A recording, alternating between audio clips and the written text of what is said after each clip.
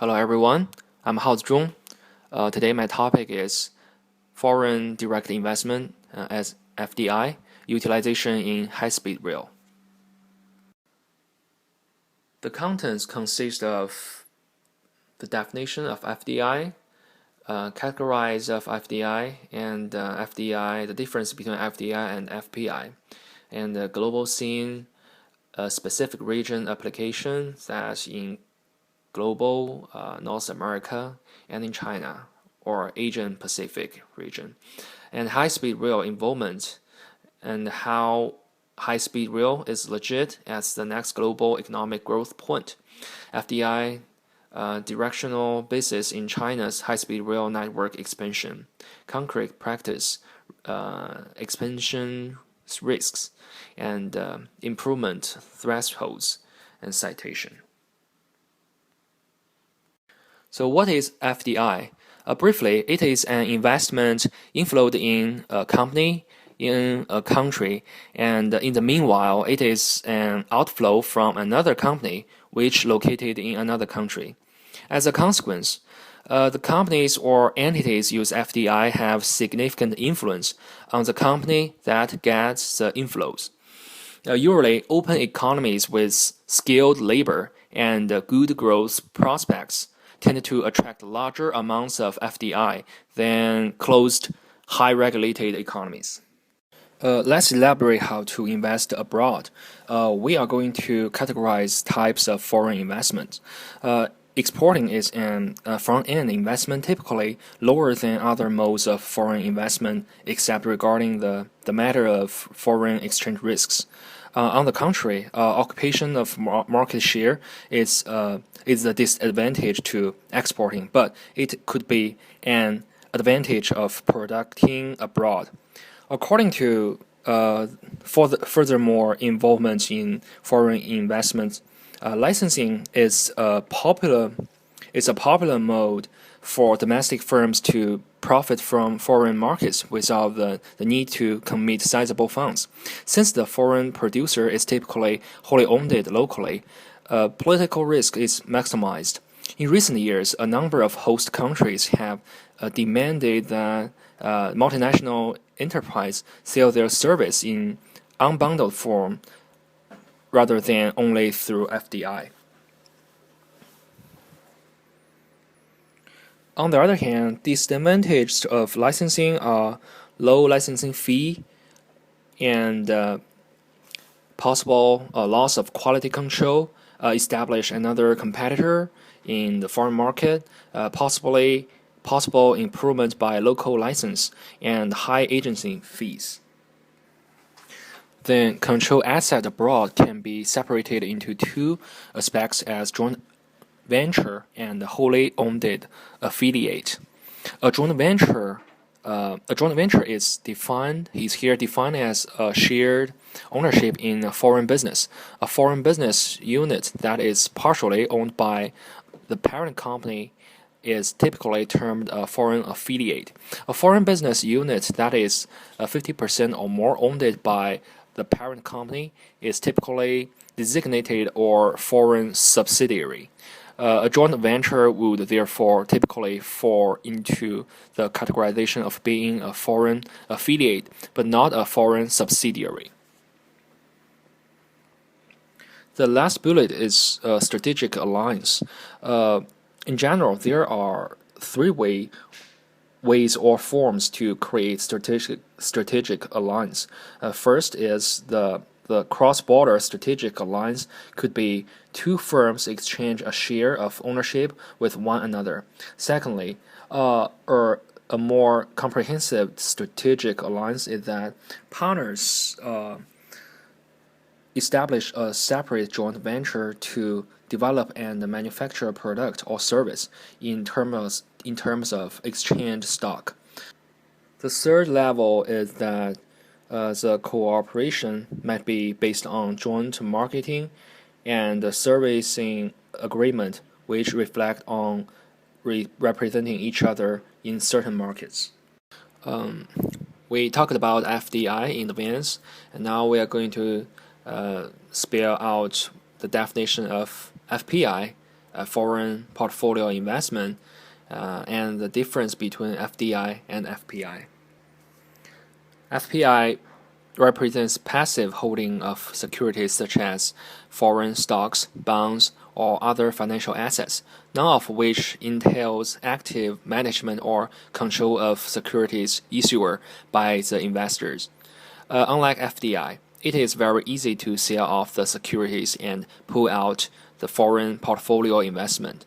Hence, FPI can be much more volatile than FDI.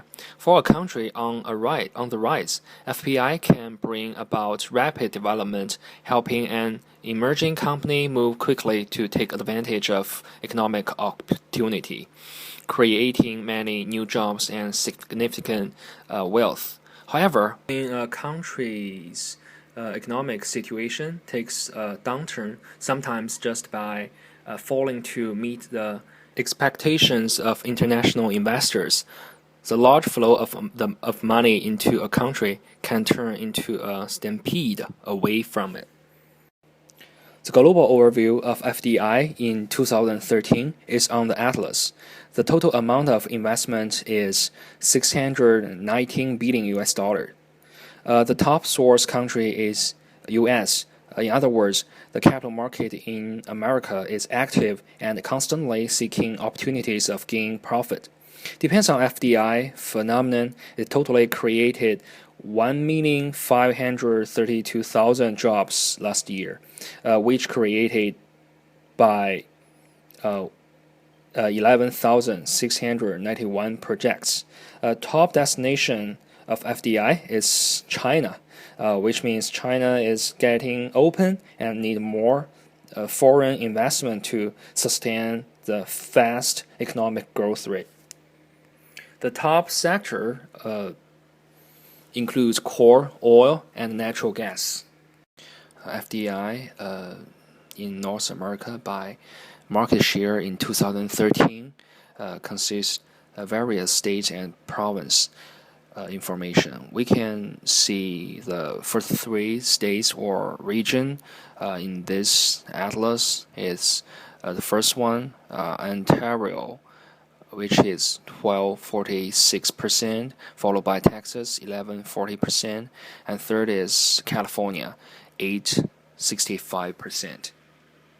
In this slide, in the perspective of Asian Pacific, China accounts for 64.1 billion US dollar FDI in 2013, which means much more than the top 2 and top 3 countries that are India and Vietnam take 15.8 billion US dollar and 15.3 billion US dollars respectively. Countries that demand high-speed rail network need significant amount of capital resource and fundamental facilities. Basically, it is a technology-intensive and capital-intensive industry. Globally, high-speed rail might be the next growth point of undertaking a global economy by economists. The present major players of high-speed rail in terms of core competence are German Siemens, France Alstom, Japan Kawasaki, and China Thor's locomotive.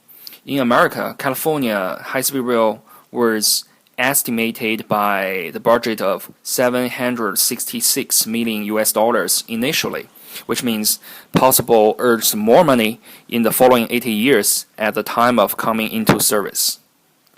In China, the proposal of high-speed rail FDI was started from 2010 by China's government. The stock market slumping, real estate bubble, and rising CPI statistics are the main reasons spur a spiral upward of domestic capital going out for an approach of high stable returns.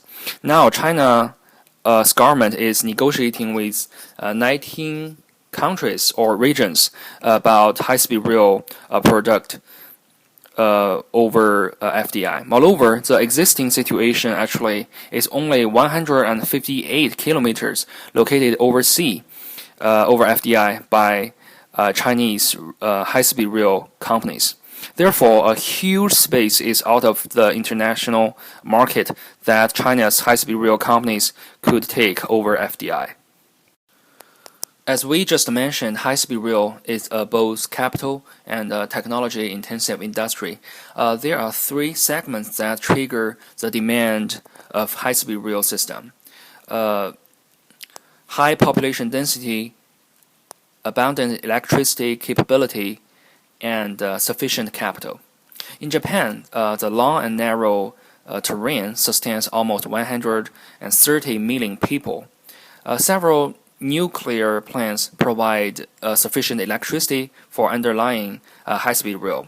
After several decades development, Japan's high-speed rail achieved significant success, but now it encounters a bottleneck because of saturation.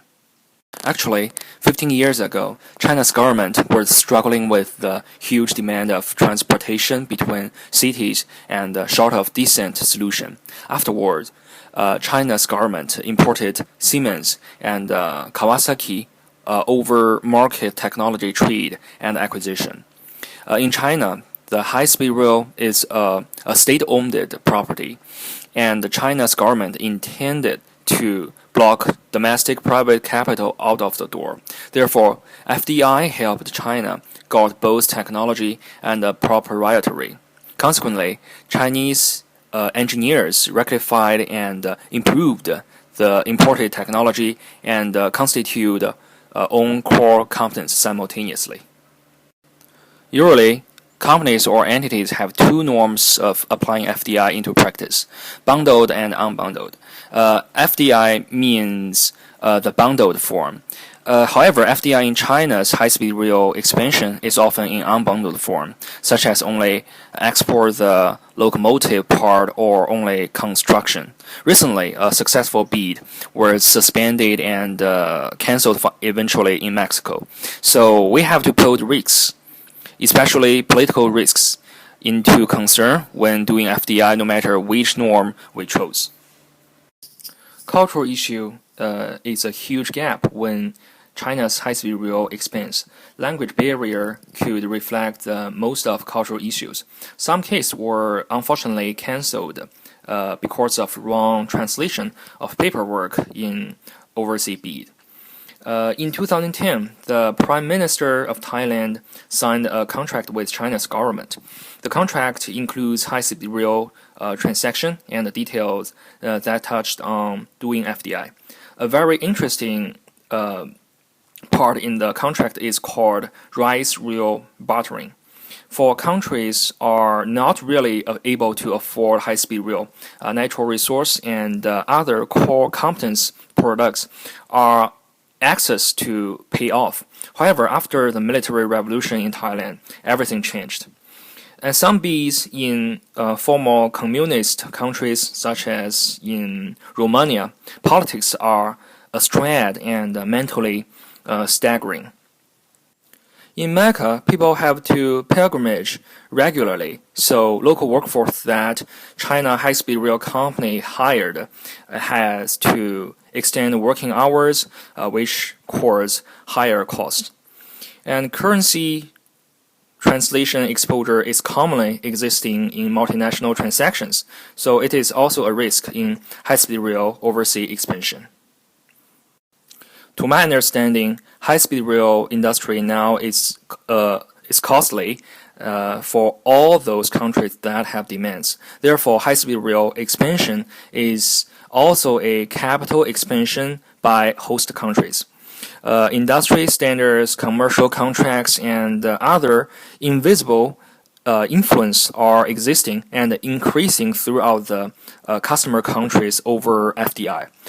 All in all, FDI is utilized in high-speed rail industry corresponding bilateral strategic advantages.